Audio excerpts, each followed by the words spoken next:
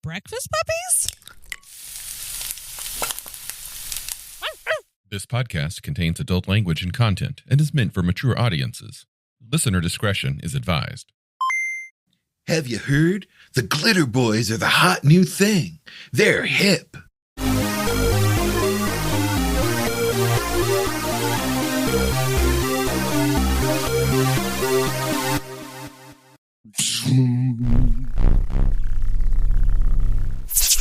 The Cyber Knight. And there we go. That's what we're talking about today. We've said many a time that you can play anything you want, but if you really wanted to play a combination of a samurai, a knight of the round table, and a Jedi, well, gosh, fella, do I have a class for you. Welcome to the Cyber Knights, OCC. The Cyber Knights are a fraternal order who generally just go around do-gooding in the land. You are the Dudley Do-Right. You are the wandering Ronin come to save the village, except you have a lightsaber and various other powers. Oh, and you're basically made of armor. Now, the Cyber Knight is another one of these classes that got a major uplift going from the Butts edition to the Ultimate edition. The Cyber Knight in the original edition is just a noble warrior that has an energy sword, decent array of skills. They got a horse, go off into the world and do justice. A knight-errant. Yep. They have only 2 pages of description, and that's it. Oh, and one of what I kind of feel is one of the dumbest pictures in Palladium. Oh, God, I forgot about that picture. Yeah, this dildo head dude. You know what? I've spoken about Kevin Long and the amazing artwork he has done, but every now and again, it really basically looks like a dildo head guy with a sword. It's just, yeah. Man, now I don't want to talk about it anymore. I forgot about that picture. Yeah, they're knights. They have a code, the Code of Chivalry, which is a copy paste of the Code of Chivalry that the knights in Paladins and Palladium Fantasy use. Their cyber armor is very simple. It has part of a sentence dedicated to it. It is cyber armor, AR-16, 50 MDC, and that's all you know about it. That's it. No cybernetics except for the armor. They can make a psi sword. They have 3 psionic powers, and that's it. Oh, they didn't get the psychics? The what? They didn't have the psychic charts, the minor, major, master? No. Essentially, you in the first edition, you roll D100. If you roll 80 or less, that means you have psychic abilities, you have X number of ISP, you have 3 powers, and you have the psi sword. Okay. So that's the original Cyber Knight. Still very cool character because that psi sword is awesome. Tell me there's another picture. Did they get 2 pictures with it? No. Oh, God, no wonder I never played one back in the day. They were really doofy looking. I never played one back in the day. I thought the class was really cool, but I just couldn't get past that doofy looking dildo head guy. It was just real bad. Yeah. You know what? We should take a picture and put it in the description. Oh, that's happening. Okay. Already planning on it. They in Ultimate Edition went from a total of 2 pages in the Butts Edition to 1, 2, 3, 4, 5 and a half. Yes, yeah, and a half, 6.5 pages here of details. The Cyber Knight OCC stuff is, the standard OCC list, just like it is in the first one. But it's all the pages leading up to that are just these huge descriptions of who they are. A lot of flavor text. Yeah. And I love it. I really love the new one. They're complicated because they get way more abilities now as they level up. Like all of their Zen combat, that's new. So much detail in the psi sword, detail in the cyber armor and what it does. In the color of the psi sword, the shape of the psi sword. I mean, they get a major uplift in powers too. Like you have this table now that you roll on to determine if you're psychic or not. And even if you're not psychic, you still don't suck. You get some other cool abilities in place of that. So these guys are, what did you describe them as? Jedi plus what? Oh, Jedi plus samurai plus knight of the round table. Pretty much right here. Yeah. Yeah. They are super cool. I am playing one currently. Well, he was actually a Veritech pilot who crashed on Rift's Earth, lost everything, and took up wandering, found a cyber. Anyway, long story short, this isn't a character episode, but he has been a lot of fun to play. I've modeled him on Samurai Jack.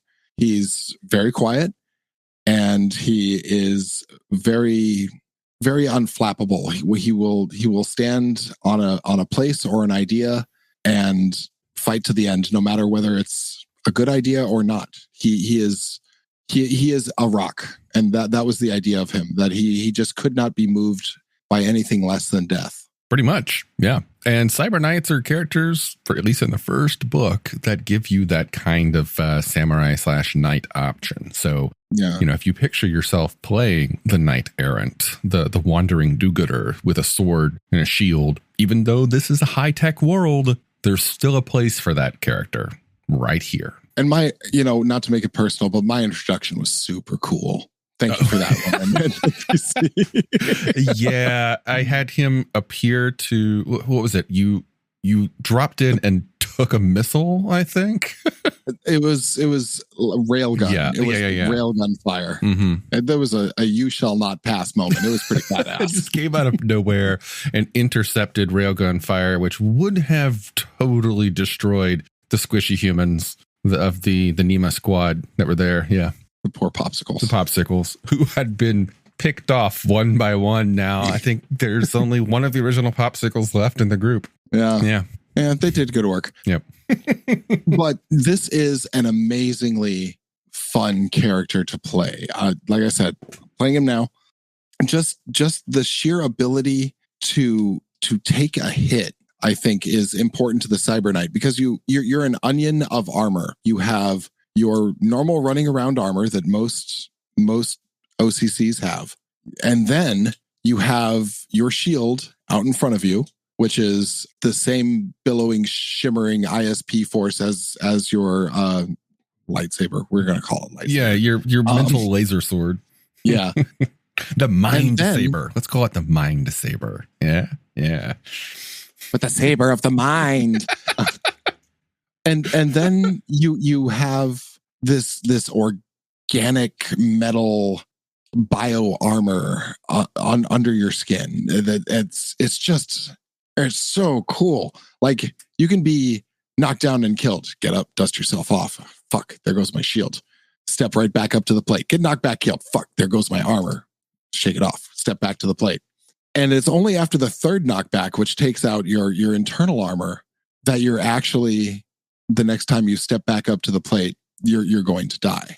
But in between all of that, the more power that the Cyber Knight gains as they level up, they focus on not getting hit in combat. Like, they have skyrocketing parry bonuses, but when it comes to them fighting against technological opponents like robots and whatnot, it gets even better, including an automatic dodge, which is one of the rarer abilities in Rifts. It's a very valuable one. They get additional dodge bonuses and initiative against technology, and they get penalties applied to their opponent if they are technological in nature. Yeah. So if someone's looking at you through a scope, you are harder to hit. You can confuse that scope. Yeah. Cyber Knights are so much fun. Yeah. Yeah. And they're pretty straightforward. They have an array of abilities, which at first can seem intimidating, I think, especially in the Ultimate Edition. The extra abilities, the fact that it takes almost 7 pages to explain the class, can seem intimidating. But if you got a new player that's interested in it, just explain, look, this is a knight-errant. Think of the classic knight on horseback. Now, instead of a sword, he has a laser sword. Instead of armor, he is armor. And, same thing with his shield. And he's good at fighting robot. Oh, and your horse is a robot. It may or may not be a robot or a motorcycle. It's totally up to you. They get some choices. Robot horses are cool. Yeah. If you've ever seen the Knights of Sidonia video for the band Muse, there's some good examples, I think, of a Cyber Knight in there. Also a really good song. It's a really good song, and just a very Rift's New West feel in the video. Yeah, agreed. To talk about the code for a second, you're thinking a standard chivalric code. This is actually far more of the chivalric code than of like the samurai ethos. Oh yeah, chivalry and bushido are very different. Yeah. So I mean, they borrow a little bit from that culture, but it's not reflected in their code. And I think that's one of the places where I think they missed a bet on that. There was a good chance to integrate it into something better than either, and they didn't do it. And that kind of disappointed me. And I think I understand why. They basically took the Palladium fantasy knights and paladins, which, you know, when you look at Arthurian legend, those are the knights and paladins that Palladium has. They took that and brought it into the modern age. And if I understand the lore correctly, the Cyber Knights in Rifts were an order started by one of the original characters from Kevin's home group, the Defilers. Yeah. And that character's name was Lord Coke. And I believe he himself was a knight or a paladin, thus founding that same order in North America. There are samurai. There are 3 different types of samurai that you can play if you have access to Rifts Japan. There's a Samurai OCC, there's a Ronin Fallen Samurai OCC kind of thing, and there's also the Cyber Samurai OCC. Those are all classes that you might want to look at if you want to lean more into the Bushido way of thinking. Yeah. We'll look at those much later. Yeah, it's going to take a while to get through all these books. We'll be doing this into our 70s at 4 a week. Yeah. Wow. Damn. If we get to a point where I can do this like for a living, I would just pump these out all the time. Oh, yeah. God, yeah. So, hey, tip jar's up on Pinecast. Get on that, people. Fire merch. Yeah. That's a sad little moment. I want to say that, and please forget about the dildo head, that the clean art of Kevin Long is best expressed on page 65 of the Ultimate Edition, but it has the same clean style, but it's more subtle. Kevin Long was an amazing artist, but he was a technical artist. He did designs. You know, his motions were often very simple. But this is a very understated picture of the cyber armor that a knight possesses. Yeah. And it's actually a really, really good picture. And when you compare and contrast to, you know, the dildo head in the Butts edition. Honestly, the Cyber Knight art in the Ultimate Edition is pretty cool. On page 62, I like that they show kind of a collage of different Cyber Knight types standing there, and they look, I mean, there is a heavy British feel to it, but there are a few exceptions. Like lady looks like she might be kind of a Viking theme, whereas there's a guy standing behind her that is straight up Egyptian. Yeah, that's the Roman and Greek influences there. Oh yeah. I would also like to point out that the swords don't come out from the knuckles. It's just something I'd like to point out. Real fast. Yeah. That was whatever. That was a mistake. That said, there is no physical component is ultimately what I was getting at in that game session that we are referring to that none of our listeners know anything about. Sorry about that. Feel free to cut. There was all right. I'm sorry. There was a weird discussion NPC and I had where I was like, okay, I'm going up to the building, but I don't want to kill these people because I can't use my sword on people, so I'm going to punch them. And yeah. Anyway, so what we're saying is that you can't hold a sai sword in our personal house rules and punch someone without hitting them with a sai sword. So keep that in mind, because honestly, like, flesh gives, and I can see your point. Like when you punch someone, if you've ever seen it in slow motion where the face is like, and it kind of goes over the fist and then goes the other way. Well, if that fist is holding a sai sword, pommel and blade, yeah, I get it. That would cut the shit out of somebody. Just as a note, what I was getting at wasn't so much that you can't punch with a sai sword. Now that we talk about this more here, and it is relevant to the topic of the Cyber Knight. I'm okay actually with punching someone with a sword. I think what it was, well, okay, looking back, it was just a few days ago. I misunderstood what you said you were going to do, and it sounded like you were clocking them with the sword. And I was like, what? No. You know, like trying to hit him with a pommel or something. And I was like, well, there is no pommel. So if you run up and swing a sword at him, even if you're expecting to hit him with the pommel, that sword's going to go right through that motherfucker. It should be noted for those of you who weren't there, which is all of you. These people were hungover in their bathrobes in a ski lodge, taking the morning air and sipping mimosas. I can understand NPC shock. I mean, it was straight up a Monty Python and the Holy Grail, the single knight running up to the building and killing everyone kind of moment. It was beautiful. So, yeah. Honestly, I think you should be able to punch someone with your hand if you're making a sword, unless you're having that, you know, the sword's hand coming guard, out of yeah. it or whatever. I'm sorry, that was an aside. I probably should have put in here. It was just, No, we're keeping it. I think it's something. relevant, and it talks a little bit about our game, which I like doing. I do too. Our game is a lot of fun. I've enjoyed everything I've played in it.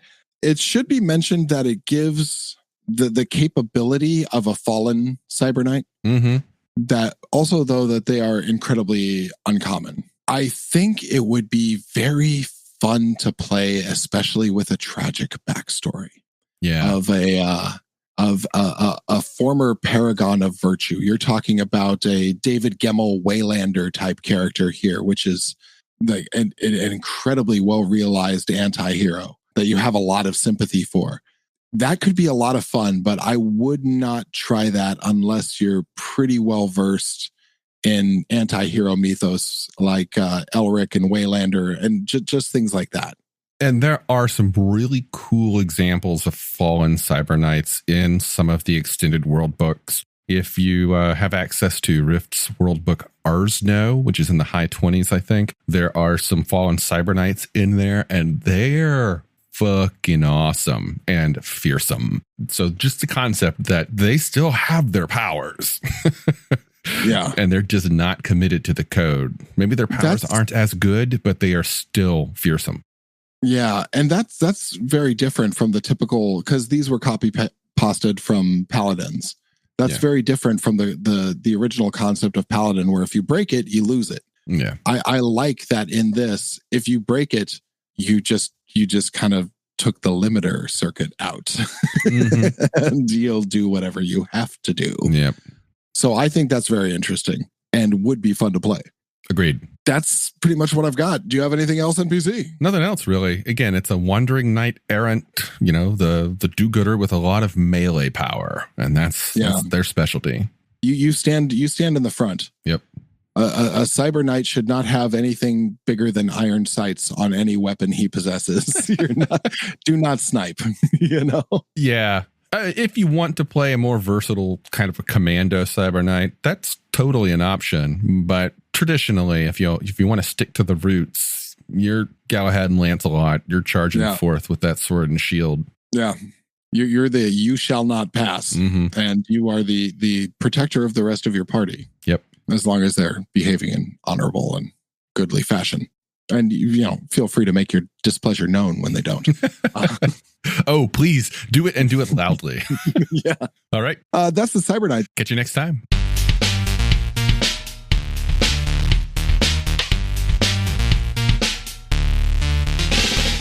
You've been listening to The Glitterbois, a Palladium Books fan podcast. Glitterbois, Rifts, the Megaverse, and all other such topics are the property of Kevin Siembieda and Palladium Books. Please buy all their stuff and help keep them in print and making more games. You can order directly at palladiumbooks.com, and their entire catalog is available digitally at Drive-Thru RPG as well. Our opening music is 8-Bit Bass and Lead by Furby Guy from freesound.org. This closing music is Caravana by Philip Gross, available at freemusicarchive.org. All sound effects used are self-made or acquired via Creative Commons 0 license. If you like what you have heard, find us on Twitter and Facebook as The Glitterbois. That's BOIS. And check us out online at breakfastpuppies.com/glitterbois. And also join us on the Breakfast Puppies Network Discord at breakfastpuppies.com/discord. And if you want to help us out, please spread the word and help us build a community. Thanks again for listening. We'll catch you next time.